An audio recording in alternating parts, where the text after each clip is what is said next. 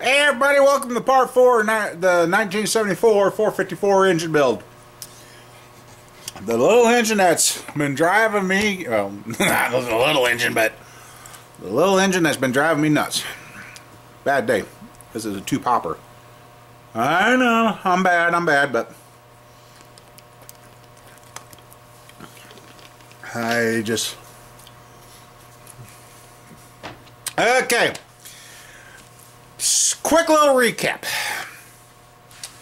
I'm working on the 454. And yesterday we cleaned up the crank. Found one problem. Thrust surface had some surface rust on it. Didn't like it. I couldn't get the sand off, so we go down, polish it. Then I end up running around all yesterday afternoon. And finally get out here, go to set the crank in the block. It's holy shit tight.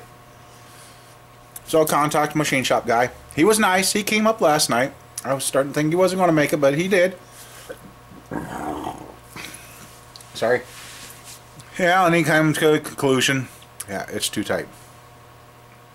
So he took it with him. And he was like, what time you get up in the morning? I said, well, you tell me what time you're going to be here, I'll get up. Well, he didn't call me. So, as you know from the other video, I know the whole deal with the snap-on torque wrench. I already talked about that, so that's all I'm saying on that. Then I called him. I says, how's the crank? He said, it's done. I said, was you coming up or do I got to come down? He said, I'll run up over the noon hour. Which he did. He showed up. He snuck in on me, but he showed up. Set the crank in. As you can see, the crank is still in the block. So with that, this is where we're at right now. Oh, Jesus. The crank is in the block, and it turns. I have not torqued down the caps completely, but it turns now. So I hope he really double checked the rod throws, because if that crank's got to go back for anything, I might completely come unglued. I know everybody's saying I gotta find a new machinist. I know I gotta do something different. But, and this ain't no excuse for him, but I just found out, and he had a nice little talk with me, because now I think I helped him make sense of a few things. He is diabetic, and he brought that up, and I'm like, okay, you know, a week or so ago, I'm not trying to justify the guy, but things are starting to make sense for me with him. You know, nobody's perfect in this world. There's only been one perfect person that walked the face of this earth, and that was Jesus. But otherwise, everybody ever since then, we're not perfect. We're a long ways from perfect. Well, his comment he made a week or two ago is he's so overwhelmed. Well, I found out that week his diabetic numbers were out of control. He couldn't get because he's kind of like, why is it the diabetes, you're okay one day and the next day you can't get it, no matter what you do, you can't get it under control. Which also explains why, what do I want to say? I understand what he's going through. I really do. And like I said, we're not perfect. But knowing that he has the diabetes and is having the trouble, he's taking pills. He ain't on the insulin yet. But and I told him, with people coming in talking to him and that, and I told him, I says, your diabetes does screw with your head. He kind of got, huh? I said, it screws with you. I said, what happens with me is, my wife and I like last night, we had some ice cream in the house. And I said, what kinds are there? And there was some golden nugget or something. I'm like, well, what's that? And to me it sounded like she snapped back and said, well, it's a candy bar. It's like a Snickers. It sounded snotty to me. And my response was, all I was doing was asking. And that's the problem with the fucking diabetes. She might have been talking perfectly normal, but what I heard sounded snotty. So then I responded accordingly, which I shouldn't do. So, and he's like, oh. I think he was done like me. He was told he had diabetes, here's some medicine, take it, and that's all he knows. So, I'm not trying to defend him, but I am starting to understand why he's having some issues he's having, and that's what sucks about diabetes. It really sucks. I know this is supposed to be about 454, and it is, but the guy has fixed the problem. It's spinning in the block. I told him I'm going to plastic gauge it out, make sure everything's right now. But it's spinning in the block. And I can spin it with one hand, not taking two, and almost needing the pry bar to turn it over. It is spinning over on its own. And we don't even have the caps completely torqued. We just ran them down tight with a little impact. And that. So, yeah. So I'm going to take the caps back off now. And I'll show you guys how to install the rear seal. And we're going to... I got to find the plastic gauge. We're going to check the clearances on this crank since it has been such a fight. And we're going to get back to the build on the 454. And I guess I'll say this. Yes, I'm crazy for still using this guy, I think. But if we gave up on everybody that has a bad day or a bad week, who would we have working for us? I mean, really. We can't give up on people just because they have a bad day. I mean, the guy's prices are good. The work he's done up until the crank has been great. I mean, stuff. It's one fuck up, which, yes, it's a costly fuck up. But at least with me building this motor, I had the common sense to go, shit, there's something wrong, instead of going ahead and putting it together and forcing it and then get it to finally crank up in the car, then wonder why it ate the bearings out of it, then be screaming at him because he done something. But I guess I'm saying, as an engine builder, you got to know when things ain't right and you got to get them made right, which is what's happened here. I mean, it's turning over in the block. So, I don't know if I got out what I really wanted to say or not, but we can't keep giving up on people.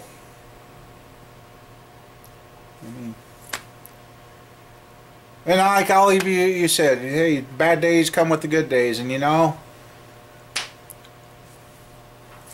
I'll tell you this, Squirrel did get the Christmas tree up last night, and she was so excited. She did it all by herself, and I'll try and get that into one of the videos. She did a very good job.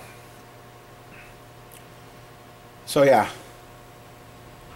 diabetes, as I'm going along and working with this, I'm finding out diabetes is a real cruel disease. And I think that's why I have troubles concentrating some days. Like I said, this is supposed to be the 454 build, and here I am still talking about people and diabetes and that.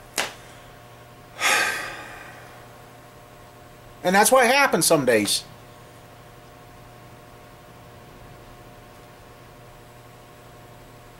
It's not no fun. But anyway, I'm going to get going on this. So, we'll be back. Well, maybe I turn on the camera, I'll find what the hell I'm looking for. I got a blue book that's got all my car receipts and everything. That's where I stick the plastic gauge to keep it safe. Do you think I can find that blue clipboard? I mean, it's nothing small. I cannot find it for the life of me.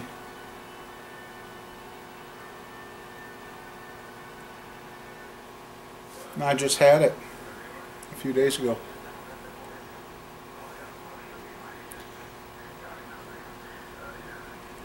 I don't know. I hope Roger didn't move it and hide it on me or whatever. But yeah, until I find that, I can't do nothing. Otherwise, I gotta go buy some more plastic gauge. And for the cost of the plastic gauge and the gas, it'd be worth me finding my thing. So I'm out here by myself most of the time, and how the hell the shit gets lost, I don't know. Well, I finally found both things that I thought I had my plastic gauge in. Guess what? The plastic gauge wasn't in there, so I'll probably end up running after some yet. Alright. I was about ready to give up, but look at what I found. Finally. Alright, we'll get set up and get on that. Well, my money that I've got saved up to go get those motors, I might have to go spend.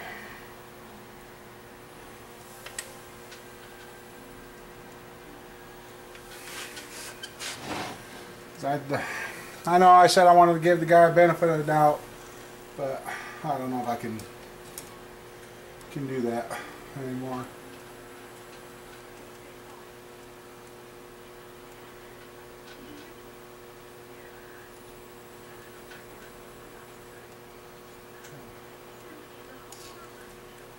Two 738. Okay, now we'll go 90 degrees.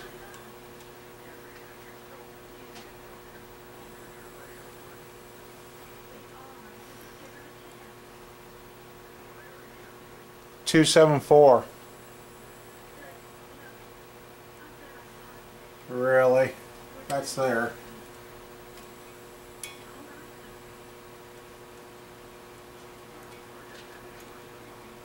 I know this is not. Oh.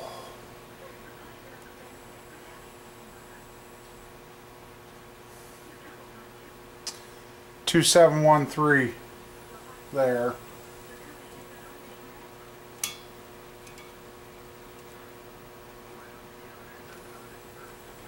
Two 7.2. The fucking thing is out around and has a taper.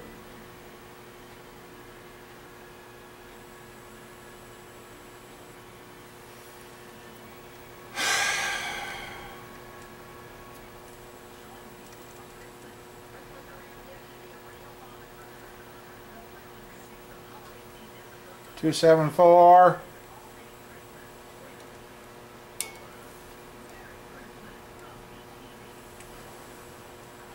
2739. Okay.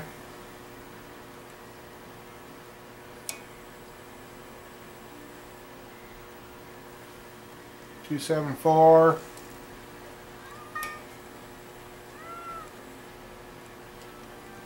274.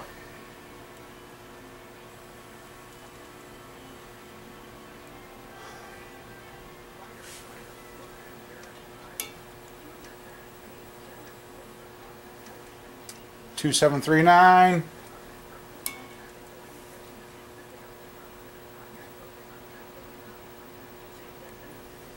274.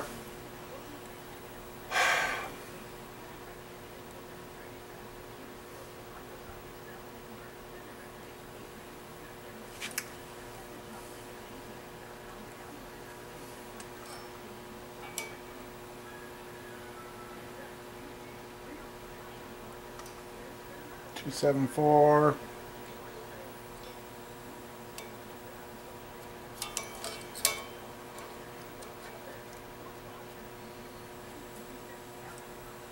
2739.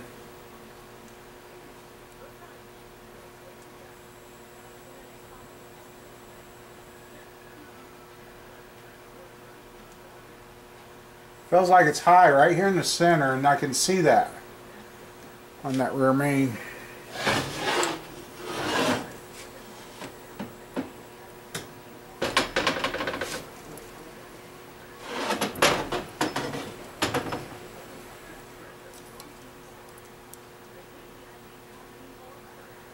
Yeah, I'm over center point, so 2738. 2738.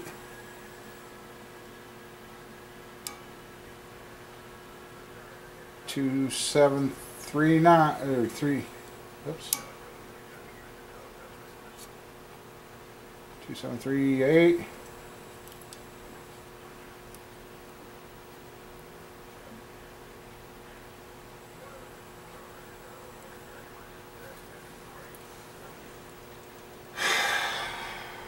I don't know.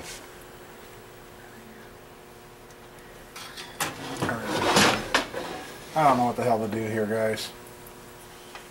Show you what it did to the bearings.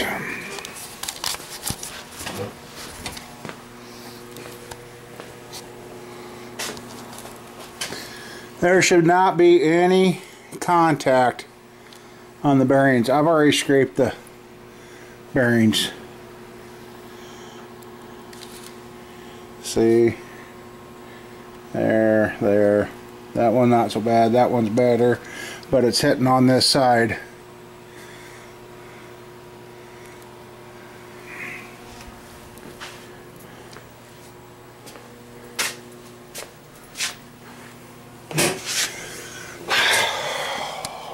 Christ's sakes.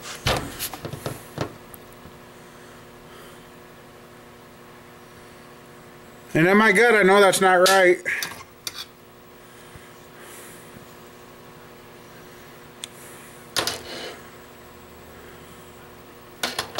Alright, I gotta make some calls. Okay, guys, let's shut the camera off. Look what I find. That's not radiused correctly. That's almost square cut. That's no good. That is no fucking good. It's like he forgot the radius. Everything. There is a... Yeah. All of them. Yep, that's what's...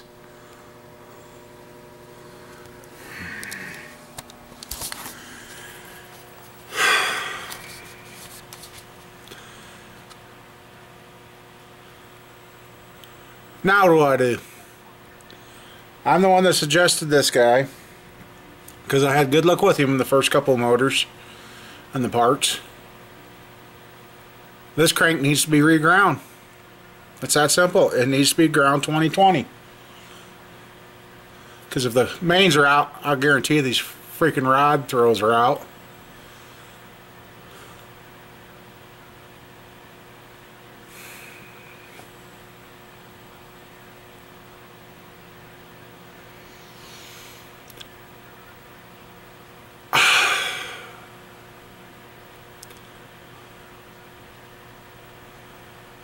Yeah, that sure shit. That should have been radiused into the crank. Without. Oh, God. Alright.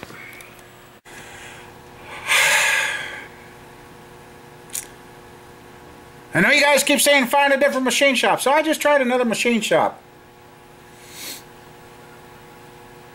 Which ain't too far away from me. It would be simple.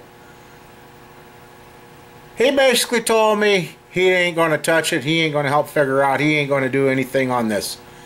I've been dealing with this guy. I said, I've burned up so much fucking gas. I need somebody to help me figure out what's going on with this fucking motor. And that son of a bitch will not help. He says, no, I ain't getting in the middle of that. Nope, nope, nope, nope.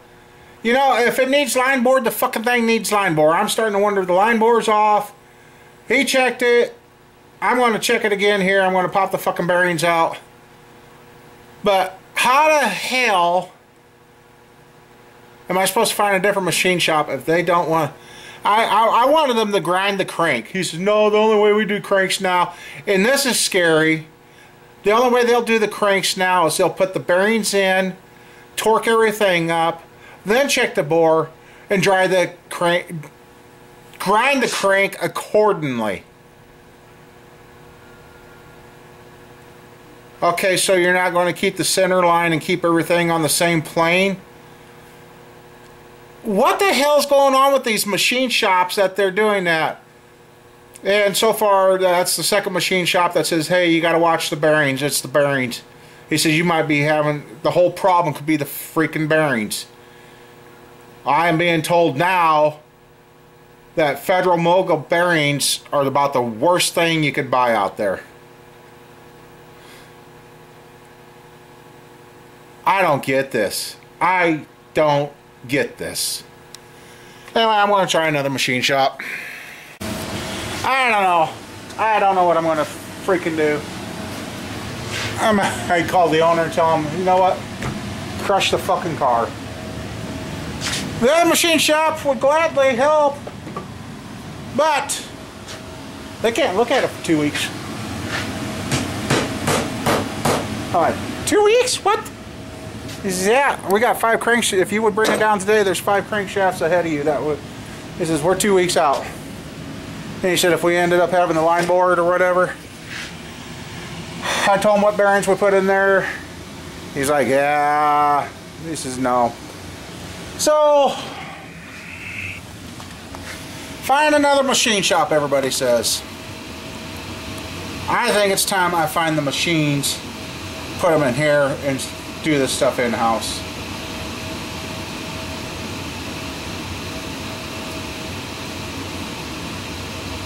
I'm lost. He suggested using a dial bore gauge and actually check the size of the caps. Then he tells me that, he goes, well, the 1974 454s, well, he said the early. This would be a late. It's a November 23rd of 73. No, that'd be an early 74. He said some of the lifter bores weren't cast in the proper location.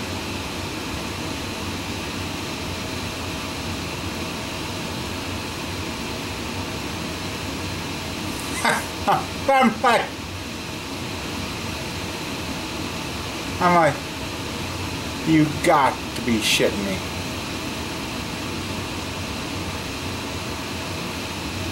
So, but they would look at it, but that's still 2 weeks out before, that's if I take it down today.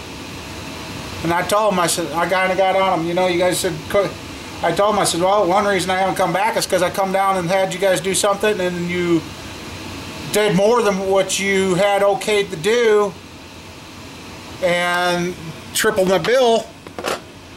And I said, that's kind of why I haven't been back. So he didn't have too much to say to that.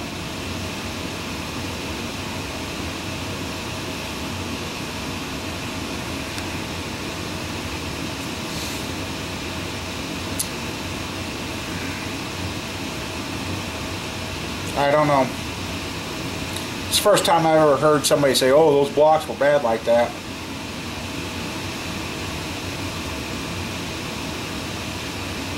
So, I guess that'll be it in for today. I really don't know. I got the measurements, and the crank should measure 273.8 to 273.95 for a 10 under. And I think that's what I was getting, but something's not freaking right.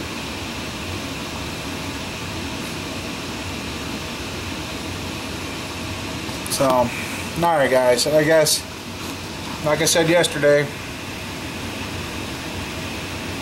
ain't a TV show that everything magically works like it's supposed to.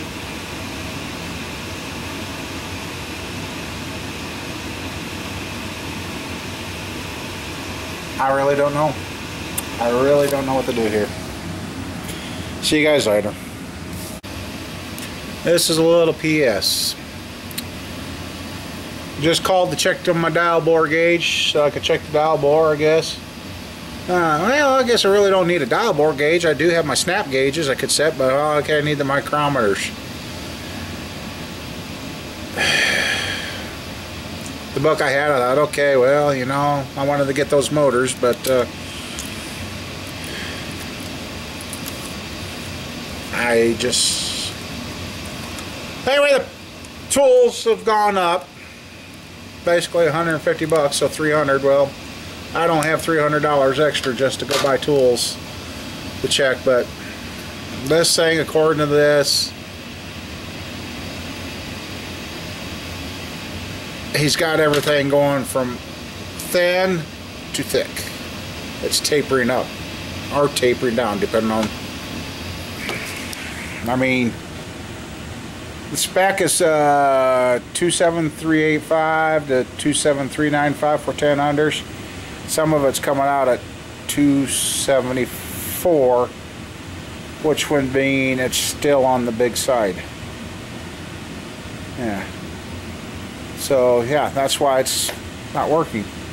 But if he didn't grind closer and he's down to trying to polish that out, he's got all out of round.